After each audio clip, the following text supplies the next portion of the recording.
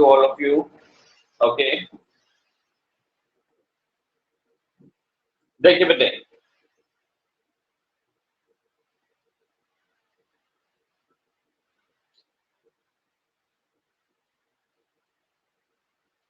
पलक अपने आप को म्यूट कीजिए बेटे, म्यूट करो अपने आप को। पलक,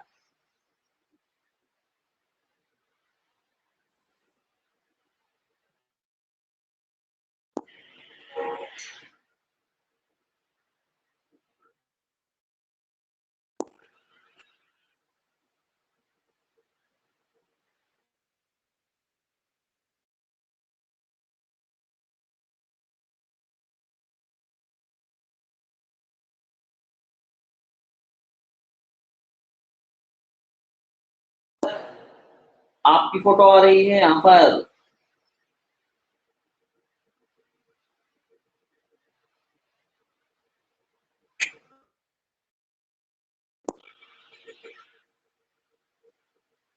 ओके, देखिए प्लीज, हम बेटे अपना चैप्टर नंबर 2 का रिवीजन कर रहे थे। चैप्टर नंबर 2 है आपका primary and secondary sources of data बेटे, ठीक है। तो प्राइमरी और सेकेंडरी सोर्सेज ऑफ डेटा हम पढ़ रहे थे। हमने कल आपको बताया था प्राइमरी सोर्स क्या होता है और सेकेंडरी सोर्स क्या होता है बेटे। प्राइमरी जो आपको एकदम न्यू इन्फॉर्मेशन प्रोवाइड कराकर देता है, लाइव इन्फॉर्मेशन प्रोवाइड कराकर देता है बेटे, उसे हम प्राइमरी सोर्स कहते हैं, जिसे हम खुद कलेक्ट करते हैं।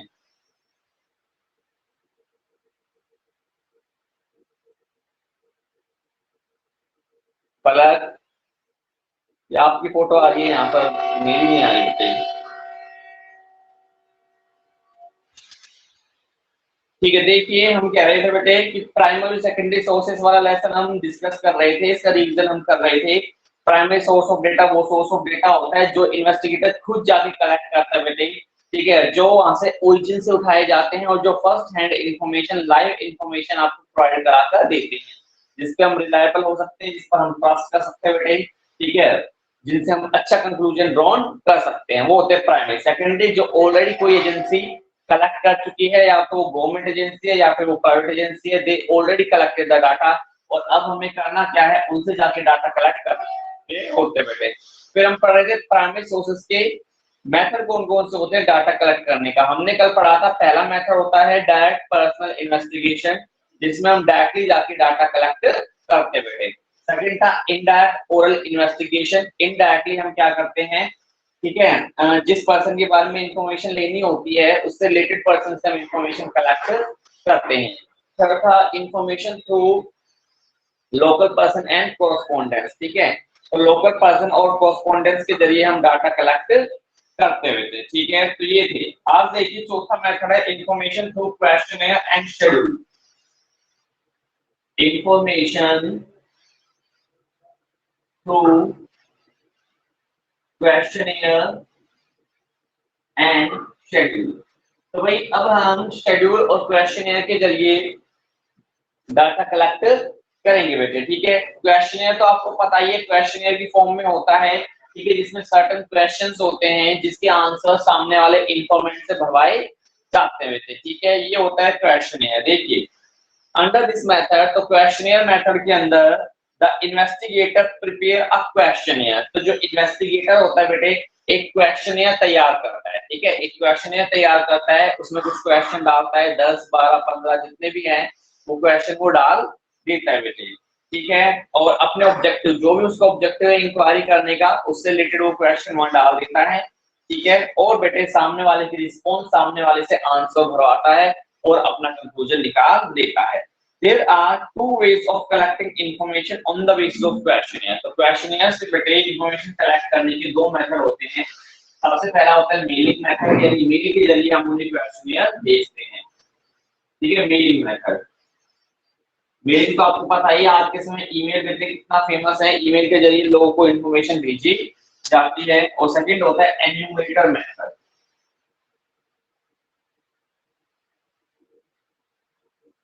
एन्यूमरेटर मेथड, ठीक है, एन्यूमरेटर मेथड होता है सेकंड, जिसमें एक एन्यूमरेटर अपॉइंट किया जाता है बेटे, उसे ट्रेनिंग वगैरह दी जाती है और फिर उससे भेजा जाता है क्वेश्चनियर फिल अप करने के लिए, ठीक है। तो पहला देखते हैं मेलिंग मेथड क्या होता है बेटे, इसे हम देख लेते हैं। बिल्कुल आसान सा मेथड है, ईमेल के जरिए ईमेल के जरिए जो क्वेश्चन होते बेटे वो लोगों को भेजे जाते हैं और लोगों से फिर उसके रिस्पॉन्स रिकॉर्ड करा लिए जाते हैं। सर्वे वगैरह फील्ड का जो वर्क होता है वो इसी के मेथड के जरिए किया जाता है। तो देखिए under the mailing method questionnaire are mail to the informant. तो मेलिंग मेथड में जो क्वेश्चनियर होते हैं वो इन्फॉर्मेंट को मेल कर दिए जाते हैं। A letter is attached with the questionnaire giving the purpose of inquiry. उसके साथ एक लेटर जोड़ दिया जाता है जिसमें बताया जाता है भाई कि पर्पस ऑफ इंक्वायरी क्या है, ठीक है, किस पर्पस के लिए हम ये क्वेश्चनियर आपसे भरवा रहे हैं बेटे। The informant notes the answer against the question. जो इन्फॉर्मेंट होता है क्वेश्चन के बदले आंसर रिकॉर्ड कर देता है बेटे and return the completed questionnaire to the investigator. और उस क्वेश्चनियर को कंप्लीट करके यानी उसके आंसर भर के उसे कंप्लीट करके वापस इन्वेस्टिगेटर को भेज देता है बेटे, ठीक है। तो ये होता है मेलिंग मेथड। तो सिंपल सा बात है, हमारा चौथा मेथड चल रहा है बेटे प्राइमरी डाटा का, जिसका नाम है information through questionnaire and schedule. तो क्वेश्चनियर तैयार किए जाते हैं बेटे, ठीक है, और उन क्वेश्चनियर को मेल कर दिया जाता है इन्फॉर्मेंट्स को। इन्फॉर्मेंट उसे देखता है, उसे पढ़ता है, उसके आंसर रिकॉर्ड करता है और वापस इन्वेस्टिगेटर को भेज देता है बेटे। सुटेबिलिटी देखना है ये मेथड कहाँ सुटेबल रहता है। सुटेबिलिटी हम देखते हैं इस मेथड की। तो पहला है बेटे the area of study is very large. तो जहां पर एरिया ऑफ स्टडी बहुत ज्यादा लार्ज होता है, हमें बहुत सारे लोगों की इंफॉर्मेशन बेटे चाहिए, तो हर किसी के पास हम पर्सनली तो जा नहीं सकते, फिर हम क्या करेंगे बेटे, उन्हें ईमेल के जरिए क्वेश्चन भेज देंगे। ईमेल के जरिए भेजने के बाद बेटे वो लोग इन्हें देखेंगे, ठीक है, आंसर रिकॉर्ड करेंगे और वापस हमें भेज देंगे। तो जब एरिया ऑफ स्टडी बहुत ज्यादा लार्ज हो, बहुत सारे लोगों के बारे में हमें इंफॉर्मेशन चाहिए, वहां पर ये मेथड सुटेबल रहता है।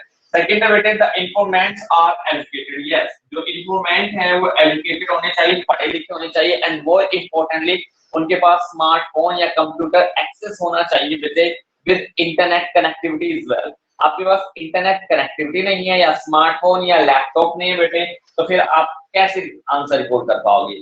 तो सेकंड इंपॉर्टेंट सुटेबिलिटी है जो इन्फॉर्मेंट है वो एजुकेटेड हो। The informant is educated. तो एजुकेटेड इनफ होना चाहिए कि भाई उसके आंसर रिकॉर्ड करके आपको भेज सके बेटे, ठीक है। मेरिट देखिए, मेलिंग मेथड की मेरिट क्या होती है। सबसे पहला बेटे इकोनॉमिकल। इकोनॉमिकल यानी कि सस्ता। जो मेलिंग मेथड है काफी सस्ता होता है। मेरिट देख लेते हैं और इसकी बेटे, तो मेलिंग मेथड काफी इकोनॉमिकल यानी सस्ता होता है क्योंकि हमें एक क्वेश्चन बनाना पड़ता है जो ऑनलाइन बन जाता है बेटे, ठीक है, और क्वेश्चन बनाने के बाद हमें ईमेल के जरिए उन्हें भेज देते हैं बेटे। कुछ ज्यादा टाइम नहीं लगता, ज्यादा कॉस्ट नहीं लगती, आसानी से सस्ता मेथड बेटे ये होता है। Second original. अब बेटे जिस व्यक्ति को भेजा है वो व्यक्ति खुद ही ईमेल ओपन करेगा, खुद ही उसके आंसर रिकॉर्ड करेगा और खुद ही भेजेगा। तो सिंपल सी बात है, एक व्यक्ति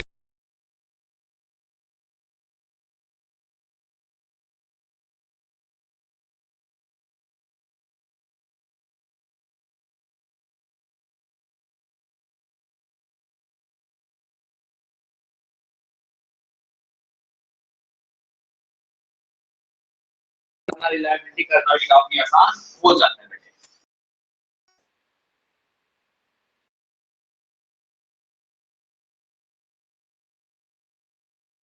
तो एक बड़े एरिया को यहाँ कवर कर सकते हैं बेटे, ठीक है, क्योंकि तो बहुत सारे लोगों को हम साइमल्टेनियसली इंफॉर्मेशन भेज सकते हैं या क्वेश्चन भेज सकते हैं, ठीक है।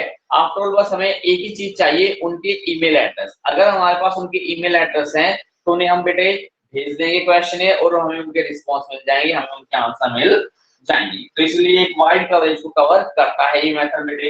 इसके बाद इसकी डीमेरिट्स देख लेते हैं एक बार कि डीमेरिट्स क्या क्या है इस मेथड की। देखिए डीमेरिट्स, सबसे पहला लैक ऑफ इंटरेस्ट बेटे, रुचि की कमी होना। तो कई बार लोग बेटे रुचि नहीं लेते, कई ऐसे लोग होते हैं मेरे जैसे लोग जो ईमेल को खोल के ही नहीं देखते, भाई क्या ईमेल आया है, कैसा आया है, किससे आया है, मैं देखता ही नहीं खोल के बेटे ईमेल को, इतने सारे ईमेल पड़े होते हैं इनबॉक्स के अंदर। तो कई लोग होते हैं जिनकी इंटरेस्ट ही नहीं होता बेटे ईमेल को खोलने में, और जिन्होंने ईमेल ही ओपन नहीं किया वो क्या रिस्पॉन्स करेगा, क्या आपको आंसर देगा। तो सबसे पहली कमी यही है कि जो लोग होते हैं वो इंटरेस्टेड नहीं होते समटाइम, जिसके कारण आपको रिस्पॉन्स नहीं मिल पाते और आपका ये मेथड फेल हो जाता है बेटे, ठीक है। तो इंटरेस्टेड नहीं होगा तो वो आपको इसका जवाब, इसके आंसर भी भर के नहीं भेज देगा बेटे, ठीक है। Those who return often send incomplete answer, और जो भेजेंगे वो भी इनकम्प्लीट होगा। सेकंड है बेटे लैक ऑफ फ्लेक्सिबिलिटी।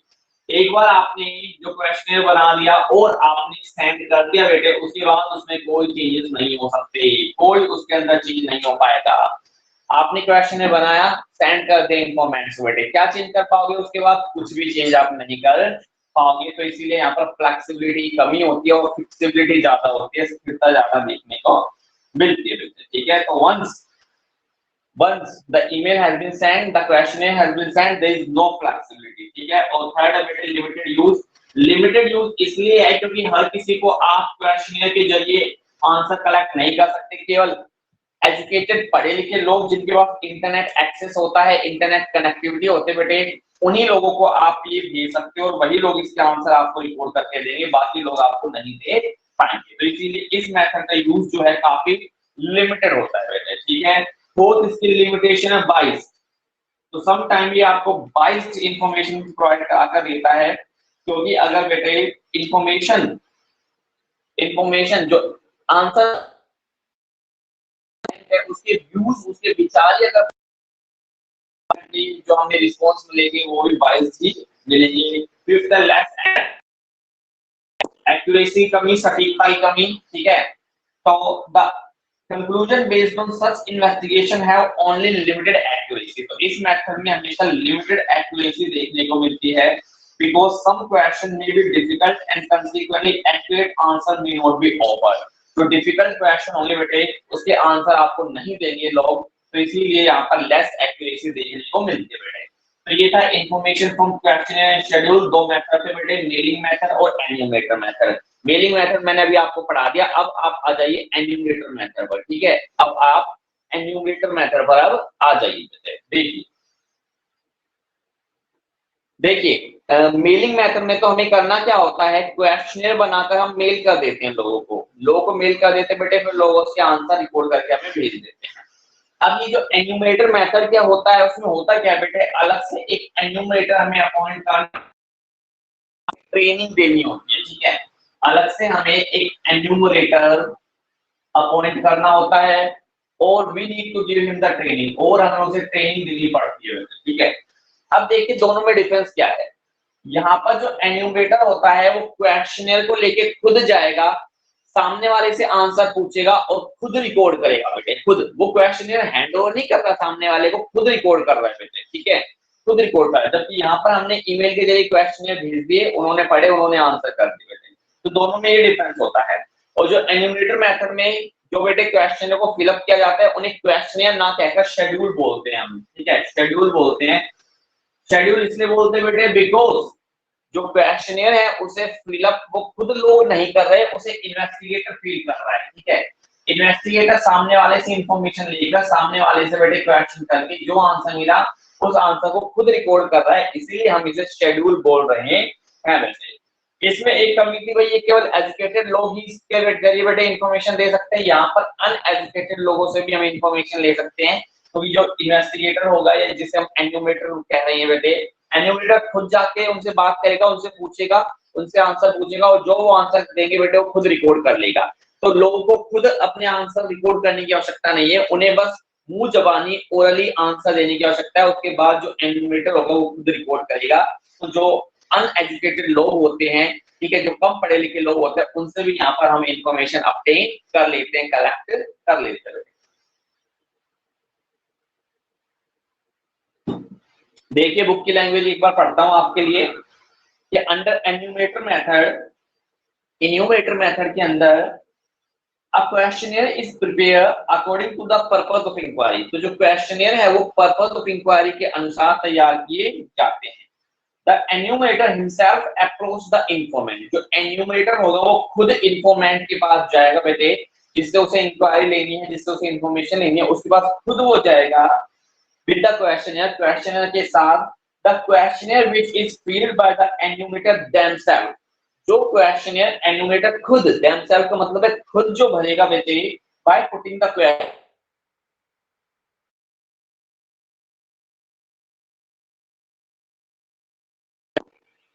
जो इंफॉर्मेशन वो हम फिलअप कर रहे हैं, उनसे क्वेश्चन इंफॉर्मेशन हम फिलअप कर रहे हैं, उससे हम क्या नाम दे रहे हैं, यहाँ पर शेड्यूल्स नाम दे रहे हैं। Thus, इसलिए अंडर दिस मेथड, इस मेथड के दौरान the enumerator himself fill the schedule, जो एन्यूमेटर होगा वो खुद शेड्यूल भरेगा बेटे after taking the information from informant, तो इन्फॉर्मेंट से इंफॉर्मेशन लेके वो खुद उन शेड्यूल्स को भरेगा। Enumerator are those person who help the investigator in collecting the data, तो जो इन्वेस्टिगेटर होता है वो कुछ एन्यूमेटर को अपॉइंट करता है बेटे, जो इन्वेस्टिगेटर की हेल्प करता है डाटा को कलेक्ट करने में बेटे। उन एन्यूमेटर को प्रॉपर ट्रेनिंग दी जाती है, उन्हें प्रॉपर सैलरी भी दी जाती है, भाई जितने भी समय के लिए हम उन्हें लगाते हैं काम पर उन्हें प्रॉपर सैलरी, उन्हें प्रॉपर कंपनसेशन पे किया जाता है बेटे, ठीक है। तो उन्हें ट्रेनिंग दी जाती है और वो बच्चे क्वेश्चन जो है वो इंटेलिजेंटली पुट करता है, ठीक है, और अपने बिहेवियर को ठीक ठाक रखता है। तो ये था एन्यूमेटर मेथड। इसकी सुटेबिलिटी देख लीजिए, उपयुक्तता, ये मेथड कहाँ उपयुक्त रहेगा, कहाँ हम इस मेथड को यूज कर सकते हैं बेटे। पहली suitability, the field of investigation is pretty large, तो जहाँ फील्ड ऑफ इन्वेस्टिगेशन लार्ज होती है, बड़ी होती है, वहां ही मेथड हम यूज कर सकते हैं एन्यूमेटर मेथड बेटे, ठीक है। मेलिंग मेथड को भी वहीं पर यूज किया जा सकता है और इसको भी यहाँ यूज किया जा सकता है। सेकंड है the investigation needs specialised and skilled investigator, तो जहां इन्वेस्टिगेशन को बेटे, ठीक है, हमें ऐसी जानकारी चाहिए जहां हमें एक्सपर्ट या एक स्किलफुल इन्वेस्टिगेटर चाहिए, वहां हम एन्यूमेटर मेथड का यूज कर सकते हैं। तो जो इन्वेस्टिगेशन है यानी इंफॉर्मेशन है बेटे, उस इंफॉर्मेशन को नीड है एक स्पेशलाइज्ड एंड स्किल्ड इन्वेस्टिगेटर की, ठीक है, स्पेशलाइज्ड एंड स्किल्ड इन्वेस्टिगेटर की नीड है, वहां ये मेथड बेस्ट रहता है। थर्ड है जहां इन्वेस्टिगेटर को लोकल लैंग्वेज का संपूर्ण ज्ञान है बेटे, उसे लोकल लैंग्वेज अच्छे से आती है, उसे लोकल लोगों का बिहेवियर, लोकल लोग जो होते हैं बेटे उनका बिहेवियर का अच्छे से जानकारी है, वहां भी ये मेथड यूज किया जा सकता है। तो जहां पर हमें इन्वेस्टिगेशन के लिए बेटे, ठीक है, वेल वर्स्ड पीपल चाहिए विद लोकल लैंग्वेज के साथ एंड कल्चर नॉर्म्स के साथ बेटे, वहां ये मेथड यूज होगा, वहां ये मेथड बेस्ट रहता है। तो तीन स्टेबिलिटी है, जहां लार्ज इंफॉर्मेशन चाहिए, जहां स्पेशलाइज्ड इन्वेस्टिगेटर की आवश्यकता हो बेटे, और थर्ड है जहां पर एक इन्वेस्टिगेटर जो है वो लोकल लैंग्वेज से वेरी वर्स है, वर्सटाइल है बेटे, उसमें सारे गुण हैं, बहुगुण है बेटे, ठीक है। वहां पर अब मेरिट देख लेते हैं, इस मेथड की मेरिट्स क्या क्या हैं, फायदे क्या क्या है। सबसे पहली मेरिट है वाइड कवरेज, तो इस मेथड के जरिए एक वाइड कवरेज कवर की जा सकती है, एक बड़े एरिया को कवर किया जा सकता है, एक बड़े एरिया की इंफॉर्मेशन ऑब्टेन की जा सकती है बेटे, ठीक है। तो ये मेथड पूरा कैपेबल होता है एक बड़े एरिया को कवर करने में, ठीक है। इवन इलिटरेट पर्सन, जो अनपढ़ लोग व्यक्ति है, वो भी इसके जरिए कवर हो जाते हैं, क्योंकि बेटे जो एन्यूमेटर होता है वो खुद क्वेश्चन पूछता है और जहां से उसे आंसर मिलता है उसे वो भर देता है, रिस्पॉन्ड कर देता है। सेकंड है बेटे एक्यूरेसी, तो इस मेथड में एक्यूरेसी ज्यादा देखने को मिलती है, क्योंकि बेटे जो एन्यूमेटर है वो क्वेश्चन को खुद फील कर रहा है, खुद भर रहा है बेटे, सामने वाले से नहीं भरवा रहा, वो खुद फिल अप कर रहा है। तो सिंपल सी बात है, कोई गलती, कोई एरर, कोई त्रुटि होने की संभावना नहीं रहेगी, एकदम एक्यूरेसी हमें देखने को मिलेगी। थर्ड है पर्सनल कॉन्टैक्ट बेटे, पर्सनल कॉन्टैक्ट क्रिएट हो रहा है बिटवीन द एन्यूमेटर एंड इंफॉर्मेंट, जिन लोगों के बारे में हमें इंफॉर्मेशन चाहिए बेटे उनके साथ हमारा पर्सनल कांटेक्ट क्रिएट हो रहा है। तो अकॉर्डिंगली एक्यूरेसी आपकी हाई होगी और आंसर भी आपको एकदम सही मिलने की गुंजाइश ज्यादा रहेगी, ये नहीं कि हमें रॉन्ग आंसर मिले, सही आंसर हमें मिल सकेंगे बेटे। फोर्थ है इम्पार्शियलिटी की संभावना वहां नहीं रहेगी, क्योंकि उसके लिए सभी एक समान है लोग बेटे, ना कोई उसका फेवर है ना कोई उस किसी के वो अगेंस्ट है। तो यहाँ पार्शियलिटी देखने को नहीं मिलेगी, भेदभाव देखने को नहीं मिलेगा। Because the enumerator themselves do not need the required information, क्योंकि जो एन्यूमरेटर है खुद उसे इंफॉर्मेशन नहीं चाहिए, वो इन्वेस्टिगेटर के लिए इंफॉर्मेशन भर रहा है। उसे अगर खुद इंफॉर्मेशन चाहिए होती तो डेफिनेटली वो पार्शियली बाइस्ड हो सकता था, लेकिन उसे अपने लिए इंफॉर्मेशन नहीं चाहिए, इन्वेस्टिगेटर ने उसे लगाया है, इन्वेस्टिगेटर उसे सैलरी पे कर रहा है, तो डेफिनेटली वो पार्शियल नहीं रहेगा, इम्पार्शियल नहीं रहेगा बेटे, ठीक है। कोई भेदभाव नहीं दिखाएगा, एकदम ठीक है, सटीकता के साथ जानकारी देगा बेटे। और फिफ्थ है कंप्लीटनेस, फिफ्थ इसका एडवांटेज है कंप्लीटनेस, आपको कंप्लीट इंफॉर्मेशन मिल जाएगी, क्योंकि देखिए मेलिंग मेथड में तो हो सकता है लोग इंटरेस्ट ना लेने के कारण दो चार क्वेश्चन के आंसर भरे, बाकी को फिर अनफिल्ड कर ही वो वापस भेज दे बेटे, बट यहाँ पर एक बार एन्यूमरेटर गया तो डेफिनेटली वो कोई इंफॉर्मेशन भर के ही लेकर आएगा बेटे, तो इसलिए हमें कंप्लीट इंफॉर्मेशन यहाँ मिल जाएगी। आगे देखिए डीमेरिट्स, इस मेथड की अब डीमेरिट देख लेते हैं कि इसके नुकसान क्या क्या है बेटे। डीमेरिट देख लीजिएगा, पहला है एक्सपेंसिव, तो बेटा ये मेथड थोड़ा एक्सपेंसिव, थोड़ा खर्चीला ज्यादा रहेगा, क्योंकि हमें अलग से एक एनिमेटर अपॉइंट करना होता है, उसे ट्रेनिंग देनी पड़ती है बेटे, उसे सैलरी देनी पड़ती है, उसे कंपनसेशन देना पड़ता है, ठीक है, और लगता है उसके खाने पीने का इंतजाम भी हमें ही करना पड़ जाए, थोड़ा खर्चीला हो जाता है ये मेथड, ठीक है। सेकंड है अवेलेबिलिटी ऑफ एन्यूमरेटर, बेटे जरूरी नहीं है कि एक अच्छा एन्यूमरेटर हमारे पास हर समय अवेलेबल हो, ठीक है, तो अवेलेबिलिटी जरूरी नहीं है कि एक अच्छा एन्यूमरेटर हमें अवेलेबल हो जाए, उपलब्ध हो जाए बेटे, तो इसके लिए एक अच्छा एन्यूमरेटर चाहिएगा, और अगर अच्छा एन्यूमरेटर नहीं मिला तो ये मेथड हमारा फेल्ड हो जाएगा, इस मेथड से हमें कुछ नहीं मिल पाएगा, इन्फॉर्मेशन हमें सही नहीं मिल पाएगी। तो बेटे एक अच्छा कॉम्पिटेंट क्वालिफाइड एन्यूमरेटर प्रेजेंट हो ये जरूरी नहीं होती बेटे, ठीक है, क्योंकि एक अच्छा एन्यूमरेटर होगा तभी बनेगा। थर्ड है आपका टाइम कंज्यूमिंग,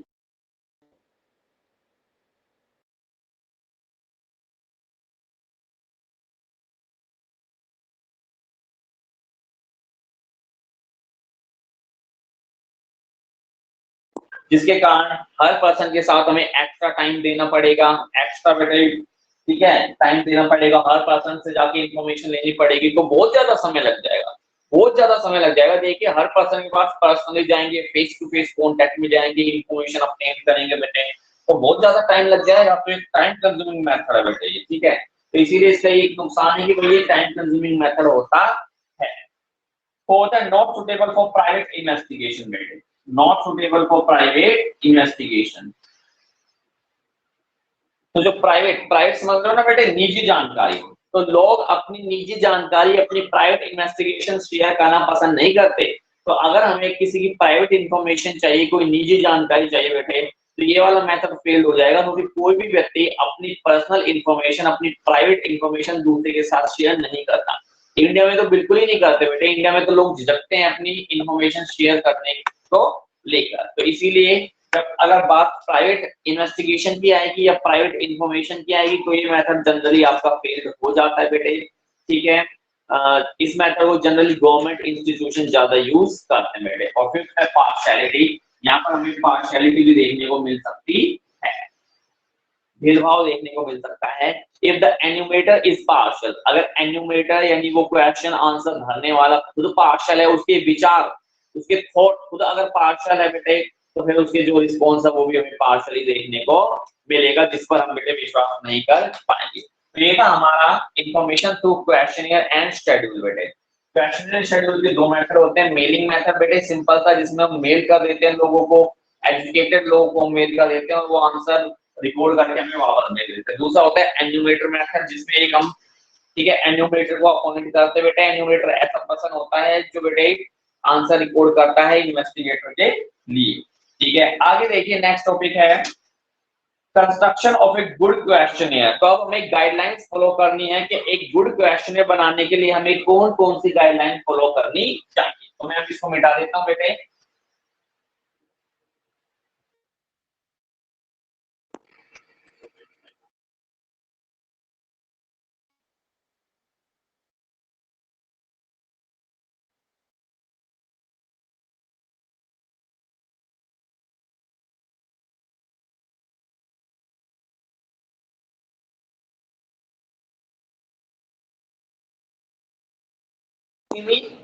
अब आ रही है, अब आ रही है, ओके।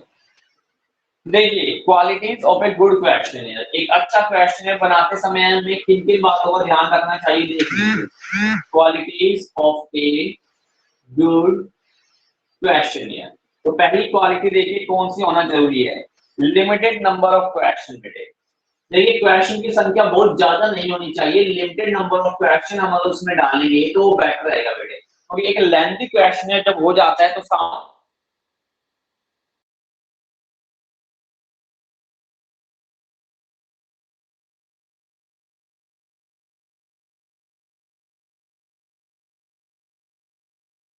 उसमें limited number of question he put up करें, लिमिटेड नंबर ऑफ क्वेश्चन डालें, ताकि आसानी से वो लोग हमें आंसर कर सके। ठीक, लिमिटेड नंबर ऑफ क्वेश्चन, उसके अंदर लिमिटेड नंबर ऑफ क्वेश्चन होने चाहिए और ओनली रिलेटेड होने चाहिए बेटा, इधर उधर की बेवकूफ के क्वेश्चन नहीं होने चाहिए, केवल लिमिटेड क्वेश्चन होने चाहिए जो मेन पर्पस को पूरा करें। सेकंड है सिंपलिसिटी, जितना ज्यादा हो सके क्वेश्चन को हम सिंपल रखें बेटे, ठीक है, जितना सिंपल रहेगा उतना ज्यादा बेटर रहेगा, लोग उतना इंटरेस्ट दिखाएंगे बेटे क्वेश्चन को फील करने में। अगर कॉम्प्लेक्सिटी आपने दिखाई, कुछ मुश्किल क्वेश्चन डाल दिए, कैलकुलेटेड रिलेटेड क्वेश्चन डाल दे बेटे, तो उनका इंटरेस्ट चला जाएगा और फिर वो बिना देखे क्वेश्चन का आंसर, ठीक है, भरकर आपको दे देंगे बेटे। तो इसलिए ये जरूरी हो जाता है भाई कि क्वेश्चनियर के अंदर जो लैंग्वेज का इस्तेमाल आपने किया है वो सिंपल होना चाहिए, ल्यूसिड होनी चाहिए और क्लियर होनी चाहिए बेटे। क्वेश्चनियर्स शुड बी शॉर्ट होने चाहिए, ज्यादा लंबे या कॉम्प्लेक्स नहीं होने चाहिए। मैथमेटिकल क्वेश्चन को हम जितना हो सके अवॉइड करें तो बेटर रहेगा बेटे, क्योंकि लोग कैलकुलेशन करना पसंद नहीं करते। But proper order of question, भाई क्वेश्चनियर के अंदर जो ऑर्डर ऑफ क्वेश्चन होता है वो प्रॉपर होना चाहिए, प्रॉपर ऑर्डर ऑफ क्वेश्चन। तो क्वेश्चंस के जो ऑर्डर है वो प्रॉपर होने चाहिए, नंबर उनके ठीक ठाक ढंग से होने चाहिए, 1 2 3 4 5 6 इस तरह से प्रॉपर ऑर्डर होना चाहिए बेटे।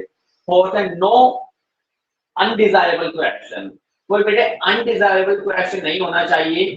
जैसे कि कोई प्राइवेट क्वेश्चन अगर आपने डाल दिया, किसी प्राइवेट लाइफ से रिलेटेड क्वेश्चन आपने डाल दिया, तो वो उसका आंसर बिल्कुल भी नहीं देने वाले। तो क्वेश्चन आपके प्रॉपर होने चाहिए जो आपके ऑब्जेक्टिव को पूरा करे।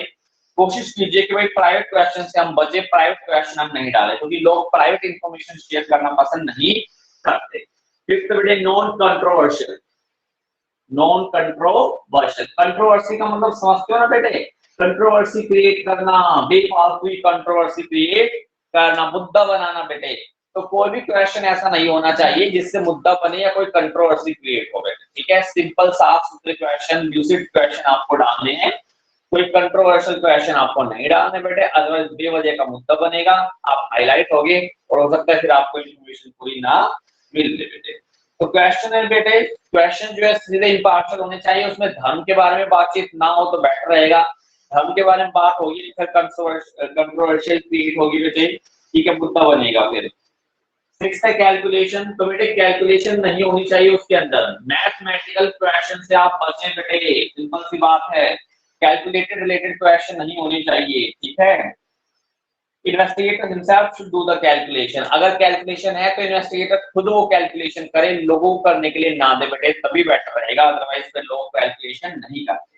आगे प्री टेस्टिंग पायलट सर्वे, देखिए एक पायलट सर्वे होता है, एक क्वेश्चनियर को फाइनली लॉन्च करने से पहले, फाइनली लोगों के पास भेजने से पहले एक छोटा सा सर्वे कर लिया जाता है, 2-4 लोगों को भेज दिया जाता है बेटे।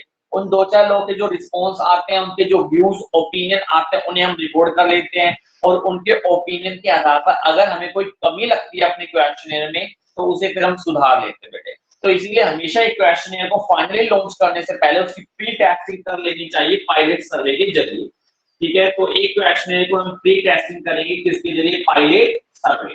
पायलट सर्वे में क्या होगा बेटे, हम 2-4 लोगों को ही वो क्वेश्चनियर भेजेंगे, सबको नहीं भेजेंगे, 2-4 लोगों को भेजेंगे, उनके आंसर उनके आंसर रिकॉर्ड करेंगे, अगर वो कोई कमी बताते हैं क्वेश्चन में तो उस कमी को दूर करने का प्रयास, दूर करने की कोशिश करेंगे।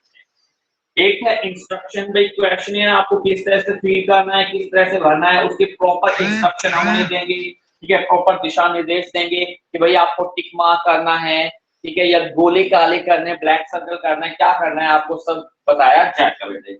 9th है क्रॉस वेरिफिकेशन, हम उससे कहेंगे भाई एक बार आप आंसर रिकॉर्ड करने के बाद अच्छे से वेरीफाई कर लीजिए, ठीक है, तो क्रॉस वेरिफिकेशन कराया जाएगा।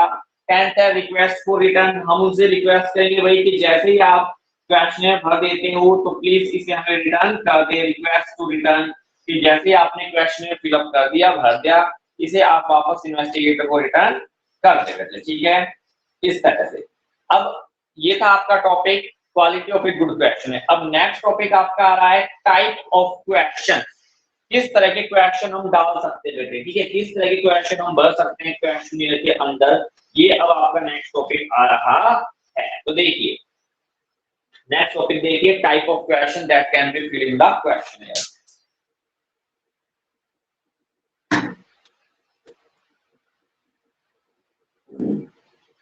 देखिए बेटे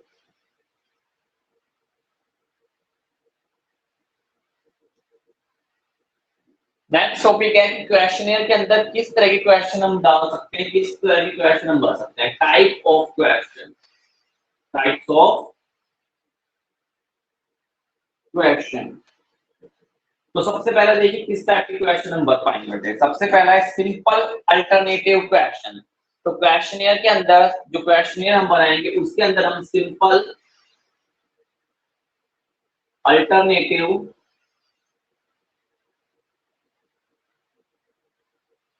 क्वेश्चंस उसके अंदर हम डाल देंगे। Simple alternative question. Simple alternative का क्या मतलब है? जिसका आंसर यस या नो में हो, राइट या रॉन्ग में हो, गुड या बैड में हो बेटे, उन्हें कहते हैं हम सिंपल अल्टरनेटिव क्वेश्चन, जिसमें सोचने में ज्यादा विचार ना लगे बेटे, विचार ना लगे। जैसे कि do you have a bike, yes और नो, भाई बाइक है या नहीं है, हाँ तो है, ना तो नहीं है बेटे। Do you have your own house, क्या आपका अपना खुद का घर है या रेंट पे आप रहते हो, यस और नो। खुद का है तो यस, नहीं है तो नो। इस तरह के हम सिंपल क्वेश्चन यहाँ पर डाल सकते हैं बेटे। ठीक है, तो इस तरह से government decides to introduce 10+2 system in the college, do you agree? भाई गवर्नमेंट डिसाइड कर रही है 10+2 यानी 11th और 12th कॉलेज में पढ़ाई जाए, स्कूल में नहीं पढ़ाई जाए बेटे। आप एग्री हो या नहीं हो, यस और नो। तो इस तरह से आप क्वेश्चन डाल सकते हो। तो पहला क्वेश्चन होता है सिंपल अल्टरनेटिव क्वेश्चन, जो क्वेश्चनियर में डाल सकते हैं। सिंपली उसके आंसर रिकॉर्ड कर देते हैं बेटे लोग, और उसे हम फिर आगे फर्दर स्टडी के लिए भेज देते हैं। सेकंड है multiple choice question. Multiple choice question हम डाल सकते हैं बेटे, जिसके 4 ऑप्शन होते हैं, 4 ऑप्शंस होते हैं। जो ऑप्शन करेक्ट लगता है उसे क्वेश्चन या राइट टिक कर देते हैं बेटे। तो multiple choice question, multiple choice question भी इसके अंदर हो सकते हैं। ठीक है, तो देखिए when there are various possibilities of particular event, तो जब एक इवेंट की, एक घटना की अलग-अलग पॉसिबिलिटी या अलग-अलग आंसर हो सकते हैं, then multiple choice question are generally asked। तो उस ऐसी स्थिति में हम मल्टीपल चॉइस क्वेश्चन उनसे पूछते हैं। a number of possible answer can be for these question, उन क्वेश्चन के मल्टीपल आंसर हो सकते हैं।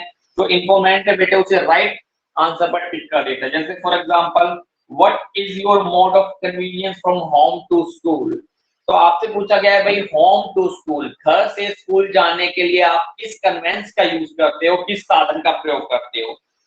देखिए क्या ऑप्शन हो सकते हैं भाई। ठीक है, घर से स्कूल बच्चे अलग अलग तरीके से जा सकते हैं भाई। ऑन फुट, जिन बच्चों के घर स्कूल नजदीक होते हैं बेटे वो पैदल चल के चले जाते हैं, पहला ऑप्शन। सेकंड साइकिल, भाई जिन बच्चे के घर थोड़े से दूर हैं वो साइकिल के जरिए चले जा सकते हैं। थर्ड बस बेटे, जो पेरेंट्स अपने बच्चों को पूरा सिक्योर करना चाहते हैं वो चाहते हैं भाई कि बस उन्हें लेकर जाए, बस उन्हें छोड़कर जाए, वो बस का यूज कर सकते हैं। फोर्थ है बेटे बाइक या स्कूटी, तो स्कूटर या बाइक के जरिए भी हम जा सकते हैं। तो जो बच्चा जिस भी ऑप्शन का यूज करता होगा उसे वो टिक कर देगा। तो इस तरह से मल्टीपल चॉइस क्वेश्चन हम पढ़ सकते हैं। जो ऑप्शन करेक्ट लगता है आपको उसे आप भर देते हैं। थर्ड देखिए किस तरह का क्वेश्चन हम डाल सकते हैं क्वेश्चन के अंदर। थर्ड आपके हो सकते हैं स्पेसिफिक इंफॉर्मेशन। तो इसमें कुछ स्पेसिफिक इंफॉर्मेशन ली जाती है बच्चों से बेटे, स्पेशल इंफॉर्मेशन ऑब्टेन की जाती है। ठीक है, देखिए कैसे। Only specific information is obtain through such question, तो इन क्वेश्चन के थ्रू एक स्पेशल इंफॉर्मेशन ली जाती है। जैसे in which class you are reading, आप किस क्लास में पढ़ते हो। तो बेटे ये स्पेसिफिक क्वेश्चन है, जो बच्चा जिस क्लास में पढ़ता होगा वो उस क्लास को मेंशन कर देगा। 9th है तो 9, 10th है तो 10, 11th 12 7 जो भी है उसे क्वेश्चन कर देगा। या फिर how much your pocket allowance, तो आपको पॉकेट अलाउंस कितने मिलते हैं, तो जिसे 100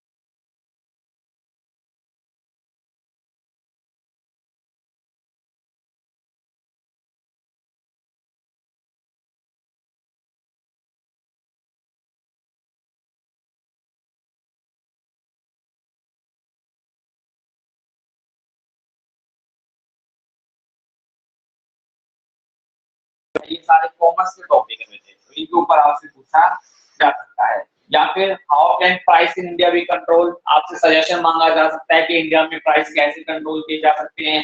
how can power shortage in the country be overcome, भाई इंडिया के अंदर पावर शॉर्टेज कैसे कंट्रोल की जा सकती है। तो इस तरह के ओपन एंडेड क्वेश्चन हम आपसे पूछ सकते हैं बेटे, ठीक है। तो इस तरह से क्वेश्चन आपसे पूछे जा सकते हैं। तो ये टॉपिक भी आपका फिनिश हो गया कि किस तरह के क्वेश्चन हम यहाँ पर डाल सकते हैं बेटे। आगे आ जाइए, आगे आपसे कहा हुआ है example of an ideal questionnaire. एक आइडल क्वेश्चनियर का एग्जांपल आपके सामने आया हुआ है कि एक आइडल क्वेश्चनियर बनाते समय हमें कौन कौन से क्वेश्चन यहाँ पर भरने चाहिए। तो आइडल, आइडल समझते हो ना बेटे, आइडल मेरा बेस्ट, मेरा आदर्श, ठीक है। आपका कोई आइडल टीचर होगा बेटे जो आपको बेस्ट लगता होगा, आपको कोई आइडल सिंगर होगा जो आपका बेस्ट लगता होगा, आपका कोई आइडल बैट्समैन होगा बेटे जो आपको बेस्ट लगता होगा। तो आइडल क्वेश्चनियर हम कैसे बना सकते हैं, ये आपसे पूछा गया है। एक आदर्श क्वेश्चनियर की क्या क्या क्वालिटियां होती है, देखिए एक आदर्श क्वेश्चन में सबसे पहले हम इस तरह से, मान लीजिए हम बेटे, ठीक है, 10+2 स्टूडेंट्स का सर्वे कर रहे हैं और हम उनकी मंथली इनकम के बारे में जानना चाहते हैं जो स्टूडेंट हॉस्टल में रह रहे हैं। मान लीजिए बच्चे हॉस्टल में रह रहे हैं, उनकी हम इनकम और एक्सपेंडिचर की जानकारी ले रहे हैं, तो कैसा क्वेश्चनियर आपको दिखाई देगा, देखिए। सबसे पहले हम उसमें लिखेंगे स्टूडेंट्स का नेम, भाई स्टूडेंट का नाम बता दो, आपका नाम क्या है, ठीक है, नाम हमने लिख लिया। सेकंड हम पूछ सकते हैं उसकी एज, भाई आपकी एज कितनी है ये बता दीजिए, ठीक है। ये बेटे आइडल क्वेश्चन है आपके सामने आ रहा है। फिर हो सकती है फैकल्टी, आप कौन सी फैकल्टी में हो, साइंस में हो, कॉमर्स में हो या आर्ट्स में हो, वो आपसे पूछ सकते हैं बेटे, ठीक है। फिर नेम ऑफ स्कूल या नेम ऑफ कॉलेज, भाई आपके स्कूल का नाम क्या है या आपकी कॉलेज का क्या नाम है बेटे, ये क्वेश्चन आपसे पूछा जा सकता है। फिर पूछा जा सकता है father name and address, father का नाम, पिता का नाम एंड उनका एड्रेस, कहां उनका एड्रेस है बेटे। फिर फादर का ऑक्यूपेशन, भाई पिता क्या काम करते हैं, फादर का ऑक्यूपेशन, ये पूछा जा सकता है बेटे। ऑक्यूपेशन के साथ साथ यहाँ उसकी इनकम पूछी जा सकती है, कितनी इनकम आपके फादर कमाते हैं, ठीक है। सेवंथ है income of other member in family, भाई कोई बाकी मेंबर है, बड़ा भाई है या बड़ी सिस्टर है, वो जॉब करते हो तो उनकी इनकम बता दीजिए, ठीक है। Income of other member, other member कितनी इनकम कमाते हैं बेटे, ठीक है, ये पूछा जा सकता है। फिर monthly income received by student, भाई स्टूडेंट कितनी मंथली इनकम रिसीव कर रहा है, ठीक है, मंथली इनकम दिस।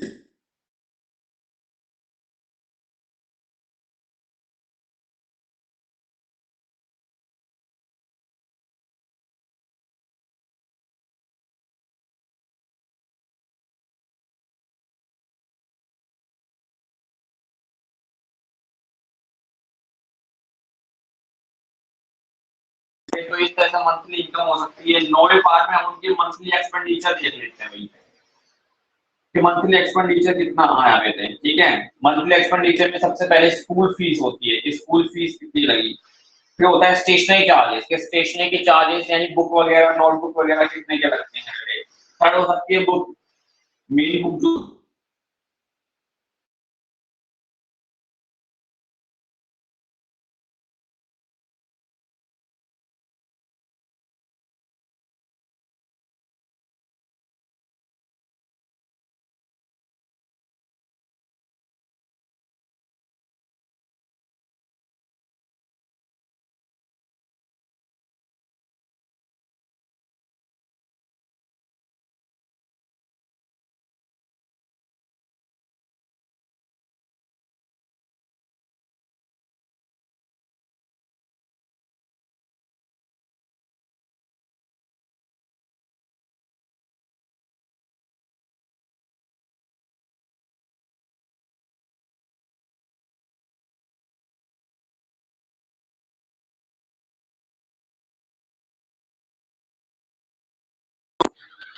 अब सुन, हेलो, आवाज आ रही है बेटे आप लोगों को मेरी, प्लीज मेंशन।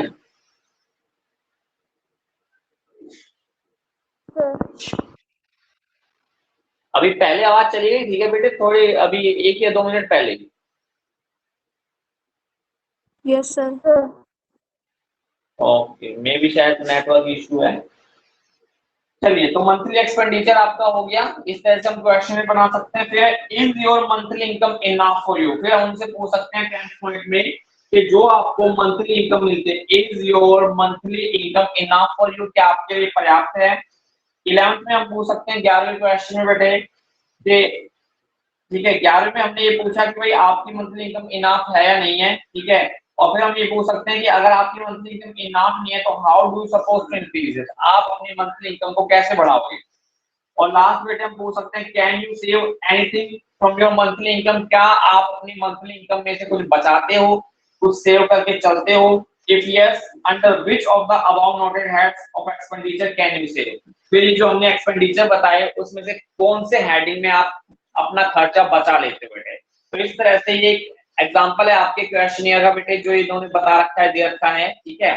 तो एक अच्छा क्वेश्चन बनाने के लिए ये चीजें हमें मेंशन करनी पड़ती है बेटे, ठीक है। तो ये थी आज की बेटे क्लास आपकी, ठीक है, सेकंड लेसन की बेटे। कल हम और इस सेकंड लेसन को पढ़ेंगे, काफी लंबा लेसन है ये, काफी बड़ा लेसन है। आज की क्लास आपकी खत्म होते बेटे। और फीस के लिए आपको बेटे बता रखा है, आपको मैसेज भी आया होगा कि भाई 15 जून तक आप प्लीज फीस जमा कर दीजिए, अगर आपको 50% डिस्काउंट लेना है तो बेटे। 15 के बाद देखिए अगर जमा हुई तो फिर डिस्काउंट नहीं मिल पाएगा। मैंने फोन भी किया सभी बच्चों को, एक तो जड़ बच्चों को मैंने फोन किया, जिन बच्चों की क्लियर है बेटे उनके पास फोन नहीं आएगा, डेफिनेटली नहीं आएगा। 4 बच्चों की क्लियर है हमारी क्लास के अंदर एकदम, ठीक है, पूरी बाकी क्लियर नहीं है तो उनके पास फोन भी गया है। अगर 15 तक बेटे फिर जमा नहीं की तो फिर उसके बाद जो डिस्काउंट है वो खत्म हो जाएगा, फिर देखिए आपको प्रॉब्लम आएगी, ठीक है। तो प्लीज आपसे रिक्वेस्ट है आप 15 तक प्लीज फीस जमा कर दे बेटे, ठीक है। 4,000 रुपए तो फीस है बेटे, ठीक है, अप्रैल और मई की, तो प्लीज आप जमा कर दीजिए, ठीक है। आज की क्लास आपकी खत्म होते बेटे। Thank you very much, stay home stay safe. 10:15 पे अकाउंटेंसी क्लास है, प्लीज टाइम पर आ जाइएगा। Thank you very much, stay home stay safe. Thanks बेटे।